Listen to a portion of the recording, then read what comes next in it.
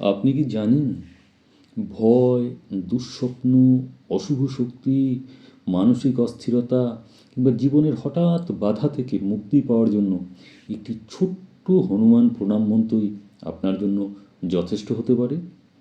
সম্মানীয় দর্শকবৃন্দ, আজকের ভিডিওতে আমি সে কথাই আপনাদের জানাবো।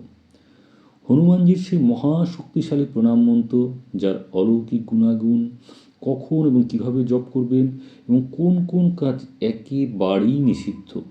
তাই ভিডিওটি শেষ পর্যন্ত দেখুন, কারণ শেষের নির্দেশনাটি আপনার জীবনে বাস্তব পরিবর্তন আনতে পারে। তো জয় শ্রীরাম বন্ধুরা, হনুমানজি হলেন ভক্তি, শক্তি, সাহস ও নিষ্ঠার এক জীবন্ত প্রতীক। তিনি রামভক্তির চূড়ান্ত আদর্শ এবং কলিযুগে সর্বাধিক দ্রুত ফলদাতা দেবতা। কারণ আমরা জানি যে কলির প্রভাবে অনেক দেবতারই যে মাহাত্ম্য, তাদের গুণাগুণ কিন্তু অনেকটাই দুর্বল হয়ে যায়।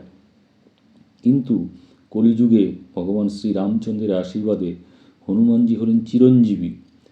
তাই এই কলির বিরুদ্ধে লড়াই করতে গেলে হনুমানজির যে আশীর্বাদ, সেটাই কিন্তু আমাদের প্রত্যেক সনাতনীর জীবনের অন্যতম পাথেয় হতে পারে।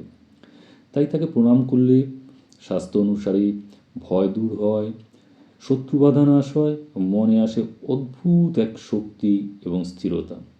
তো আজ আমরা জানব জয় হনুমানজির প্রণাম মন্ত্র সম্পর্কে। প্রথমেই মনোযোগ দিয়ে মন্ত্রটি শুনুন এবং মনে রাখুন। জয় হনুমান জ্ঞানগুণ সাগর, জয় কপীশ তিহু লোক উজাগর। এটি যদিও হনুমান চালিসার প্রথম দুটি পংক্তি, কিন্তু প্রণাম মন্ত্র হিসেবে এর শক্তি কিন্তু অপরিসীম।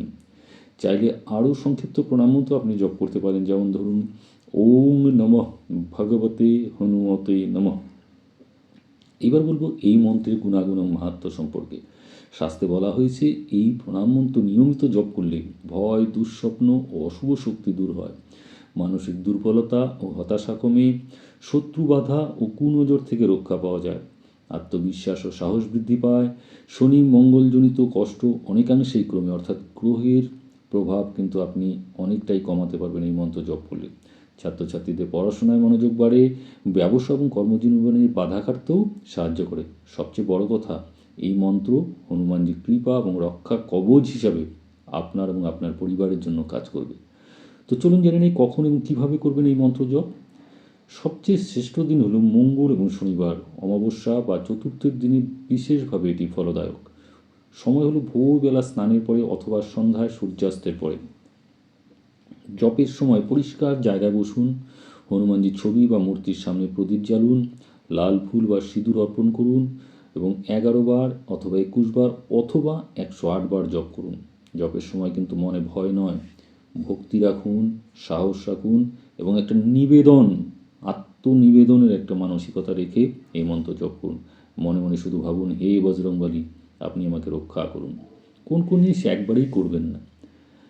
হনুমানজি মন্ত্র জপের সময় কখনোই মিথ্যা কথা বলবেন না, কাউকে অপমান বা ক্ষতি করার কথা চিন্তা করবেন না, মদ্যপান এবং তামসিক পাহাড় একদম বর্জন করবেন, অতিরিক্ত রাগ এবং অহংকার দূর করবেন, মন্ত্র জপ করে অন্যের অমঙ্গল কখনোই কামনা করবেন না। মনে রাখবেন, হনুমানজি কিন্তু শুদ্ধ মন এবং সত্য আচরণে প্রসন্ন হন।